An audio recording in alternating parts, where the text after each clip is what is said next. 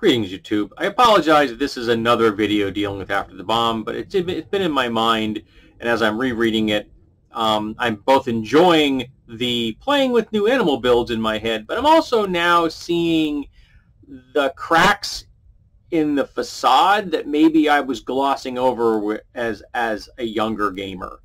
It's been a couple of years since I've looked at it, and I'm looking at things in a more critical way than I used to. So I'm beginning to see the flaws in the system, pardon me, that I didn't necessarily notice the first time around, or the dozenth time around for that matter. So the basic concept in After the Bomb is that you have an animal, and it comes with some certain basic stats, and then it comes with a pool of what is known as biological energy points, bio-E points. And these are what you use to spend just on building your mutant the way you want to build your mutant based on that animal's biological capacity. So you could play a straight up animal with very few traditional animal traits if you wanted to. They're a mutant animal, yes, but they don't necessarily have a lot of the animalistic traits that maybe they do in the real world. And that's the way you want to play it, that's the way you want to play it.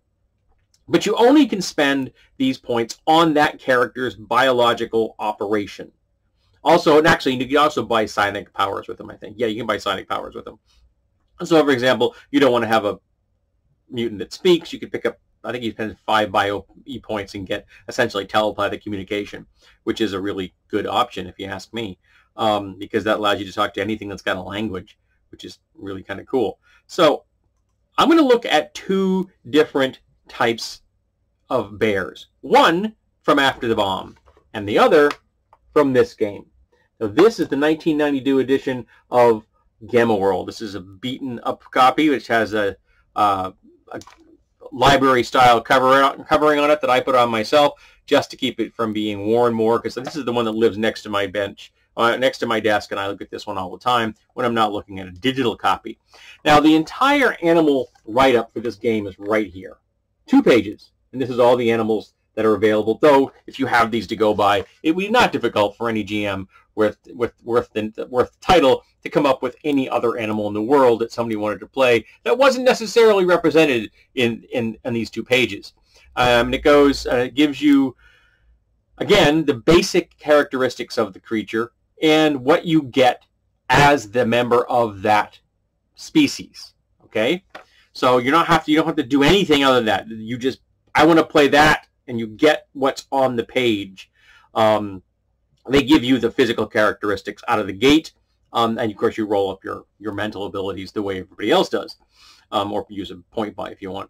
And this means that your species is giving you these things, and they're modified from that point up in case you get mutations or you want to invest in kind of increasing your stats, things like that over time. So one of the problems with the After the Bomb rules is that you have a size, and your size is a hidden pool of additional bio-E points. So if you buy your size down, for each step you go down in size, and I think they started, I think the maximum is 30 and it goes down to like 1 or something. You get 5 bio-E points. Okay?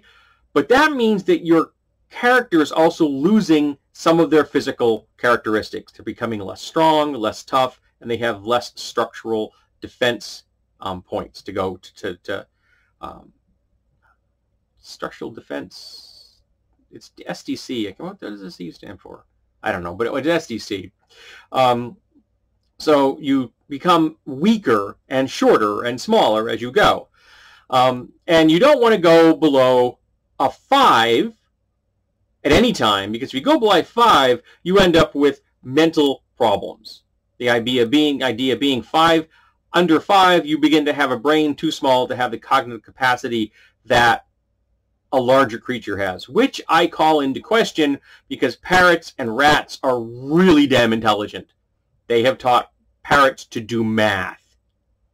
So I kind of call that into question, but that's the way the system's made, so that's it. And if you don't want to have any physical penalties, you don't want to go below a size level of 6.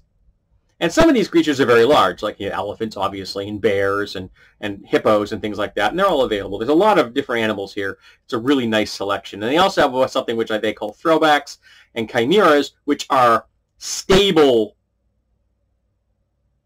races. These are races that you can't really manipulate them all that much point-wise. I think you can buy Cynics, and you can increase their size and things like that. But they are a stable genetic species, as opposed to all the other mutant animals, which are far more variable from member to member. You could have 6 siblings in a family of mutant animals in this game, and they could all be vastly different because of how the players would spend their BioE points to make them a different variety of, or different version of what that animal is. So we're going to look at the bear. Now, the bear here here's the passage. You get a physical strength of 16, and remember, this is a D20 system using the 3 to 18 range.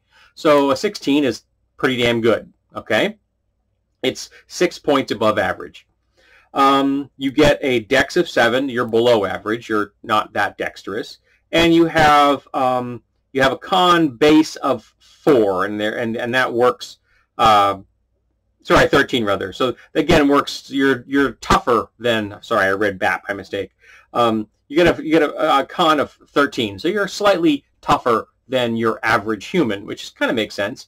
And bears and humans have lots of things in common.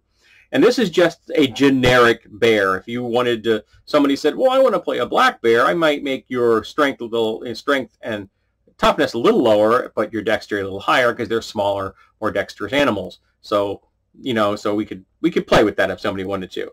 So besides that, you get a claw, bite, attack suite for a D8, D8, D6.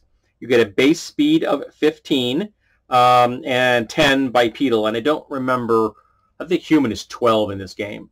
So you're slower on bipedal, which makes sense, but you're faster on all 4, which also makes sense. Your average human is not running a bear at a full gallop. And you get a heightened smell as the mutation. Again, also makes perfect sense. So let's take a look at the bear here. Now they have on this, I cannot get my keyboard arrows to behave. All right, we'll just use the little pointers. Use the mouse. So you have different varieties of bear here: black, grizzly, and then the Kodiak / polar bear. I don't necessarily think it makes any sense to differentiate between Kodiak and grizzly.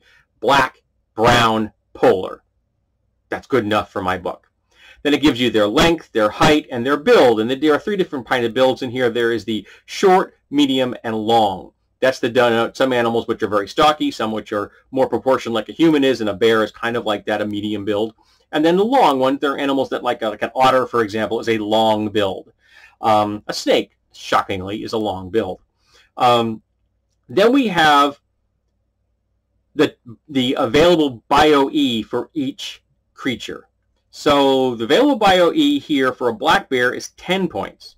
For a brown, and for a grizzly and polar bear, it's 5 points, and for a Kodiak, it's 0. So they're actually considering Kodiak to be bigger than polar bears. Again, I have never seen any evidence that that is true.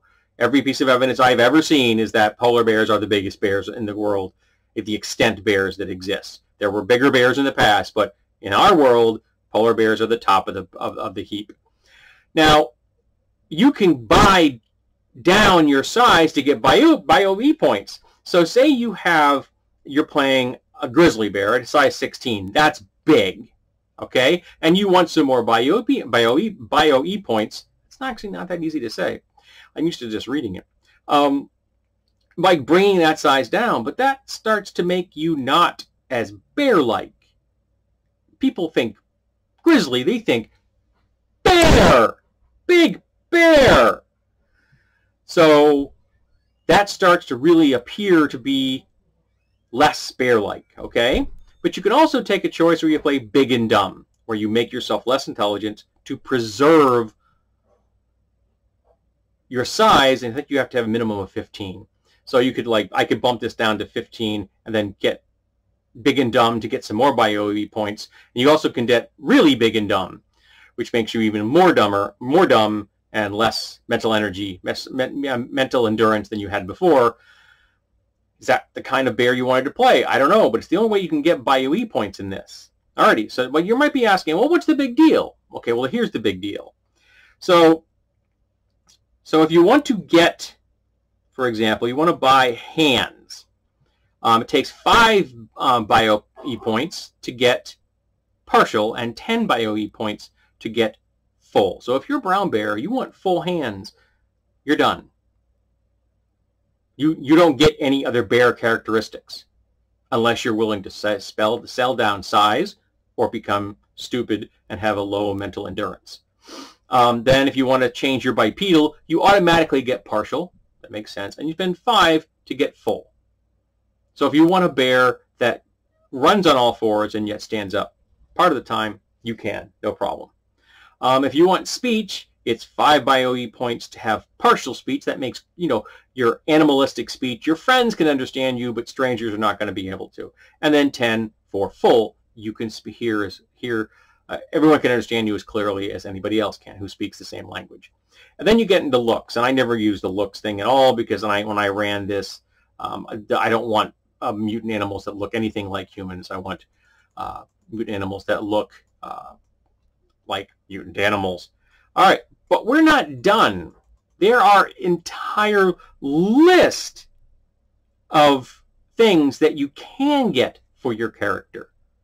All right, you can get 2d4 damaged heavy claws, 5 points, or 2d6 damaged claws, 10 points.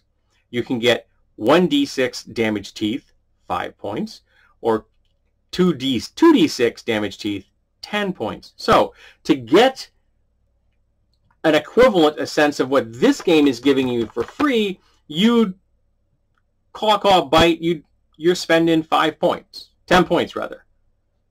How did you get that? Did you get dumb, or did you shrink your size? All right. Then you get mutant animal powers, and you automatically get advanced sight because you're an animal.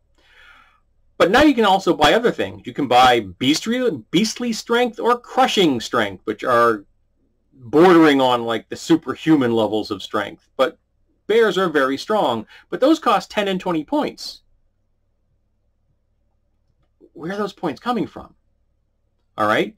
Then you can buy physical endurance, extraordinary speed. Those are 5 and 10. You can get advanced hearing or advanced smell. Those are 5 each. You can buy winter torpor, which is the ability to go into kind of a semi-hibernation state. That's 5 points. You can get predatory burst, which is the short burst kind of thing that many predators have, for 10. And you can get hold breath for 10. Only cost you 5 if you're a polar bear. Now you can also take vestigial disadvantages. And what these means are, these are genetic traits that aren't necessarily the thing that you really want, but some animals have them anyway. You can pick up color blindness for 5 points, and I can't imagine anyone that isn't going to get those 5 points in that way. You can take 5 points for nearsightedness. If you're not planning on playing a melee missile character, a ranged character, maybe that you're going for melee, so go ahead with that one. You can get 10 points if you take Reptile Brain Predator. Reptile Brain is a strange framing. That's anachronistic, but that means that you tend to think of the whole world as prey animals, and if animals behave in a certain way, it can really trigger your desire to attack them. You can get 10 points back if you take Musk Glands, so you smell really bear-like all the time, which makes people are going to be smelling you everywhere and may not necessarily want to be around you if you're a very smelly bear, but you're also going to be very easy to track.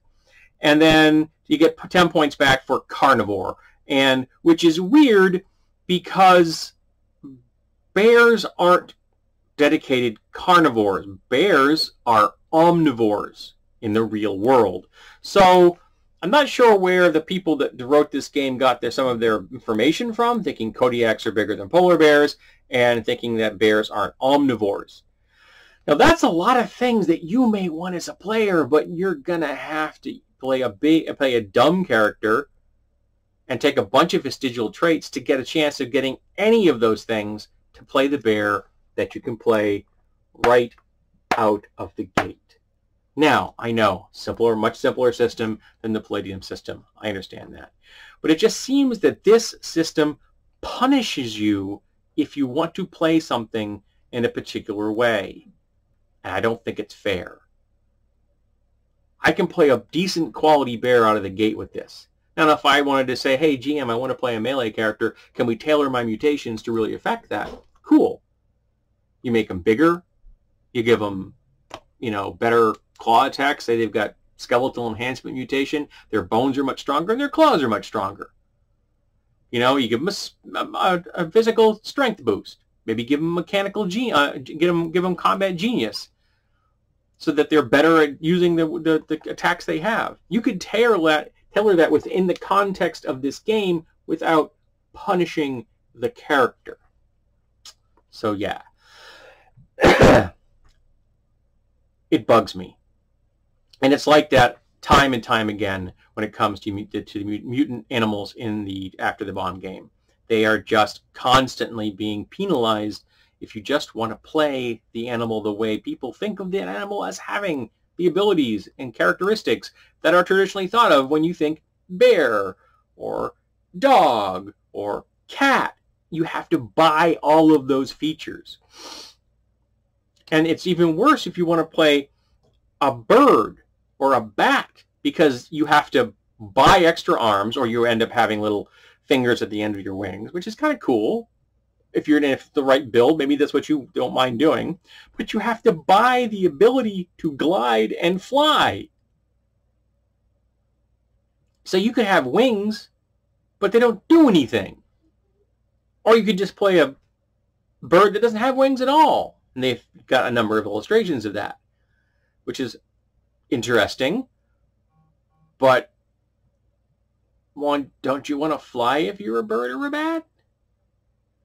So yeah, punishing someone and making them buy the wings or buy separate arms, and then make them buy the ability to fly, seems punitive. Why are you doing that? It's a level of pedantry that I can't endorse. And if anyone who knows me and would understand what a gross insult that is, if I'm saying that there's a level of pedantry that I can't endorse. So yeah, I get a problem with the way After the Bomb treats some of its animals. And again, I may go into greater detail at some point in the future and do a series where I talk about the different mutant animals, the different build ideas that pop into my mind while I'm perusing the mutant animal types, which I'm currently still doing. Alrighty, so thank you for being here for my TED Talk on mutant animals. I hope you've enjoyed it. And have you ever encountered that problem with Teenage Mutant Ninja Turtles, which is where this idea originally came from, or After the Bomb, or some other system that really seemed to punish players that wanted to do something, but out of the gate they said, well, yeah, you can, but, and then they just dumped on them. So let's talk about the systems that we've noticed in the flaws a whole lot more now than maybe we did when we initially encountered them.